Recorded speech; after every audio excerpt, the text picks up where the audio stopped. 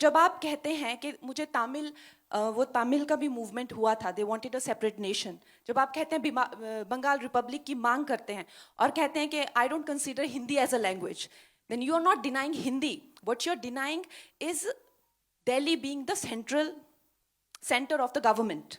Understand? So इस चीज के बहुत ज्यादा लेयर्स हैं। तो जब आप इस चीज पे बात करते हैं तो आपको इन सब लेयर्स का अंदाजा होना चाहिए। तो जब आप हिंदी को डिनाई करते हैं तो जो भी हमारा कॉन्स्टिट्यूशन है, दिल्ली की सरकार को आप डिनाई कर रहे हैं। राइट?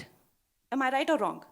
आप दिल्ली को नहीं मानते क्योंकि हमारा संविधान, चाहे सुप्रीम कोर्ट हो, चाहे किसी तरह के एक्ट बने, चाहे दिल्ली में जो भी सरकार करती है वो हिंदी में ही करती है ना।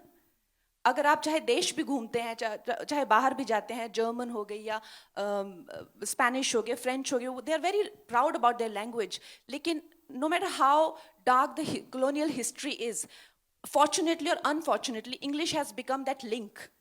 Today, even within the country, we are using English as the link to communicate. Should that be the link, or should Hindi or Sanskrit be that link? Or Tamil? We have to decide that. We have to take that call. So keeping all these in mind, a decisive call should be taken. As of now, Hindi संविधान में हिंदी राष्ट्र भाषा है। तो जो अजय देवगन जी ने कहा कि हिंदी राष्ट्र भाषा है, तो उन्होंने वो गलत नहीं कहा।